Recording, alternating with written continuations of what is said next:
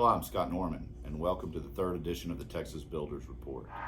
This week, the governor, in his State of the State address to a joint session of the legislature, outlined his priority items for this session.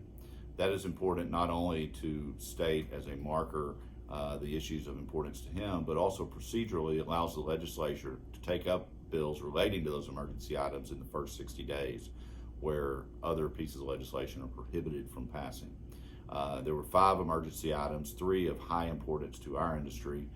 Those include his efforts to reform school finance, efforts related to the property tax system, including lowering the rollback rate, as well as reforms to the appraisal system and transparency in the tax setting process by local governments. And finally, legislation related to the response, recovery, and preparedness in response to Hurricane Harvey and dealing with future disasters. Along those lines, the legislature is starting to get underway with organizational hearings in the various committees, but with the emergency item of Senate Bill 2 and House Bill 2, those being the property tax reform bills put forward this session, the Senate went ahead and the Property Tax Committee had a hearing on Senate Bill 2 on Wednesday, had over 300 witnesses, went late into the night. Our association, Texas Association of Builders, got on the record supporting Senate Bill 2. The legislation, first and foremost, would lower the rollback rate from 8% to 2.5% if tax revenues for a local governmental entity exceeded that, exclusive of new growth and some of their debt.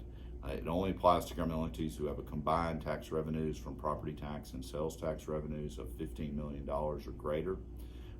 But it would, and unlike the current rollback system, where if you're over 8%, or it triggers a petition process, this would make an automatic rollback election for those governmental entities that exceeded the 2.5% increase. This would obviously slow the rate of growth of property tax levies for these local governments going forward without voter approval. Other significant changes that the legislation does is affects the ability of and the selection process of chief appraisers, provides more transparency in the process of setting taxes and developing the tax rate, provides more input and opportunity for property owners during their challenging their local appraisals. It's an issue that we're going to have to continue to engage in throughout the legislative session. I'm sure I'll have more to say on it in future editions, but to find more information, please go to the Texas Legislature online.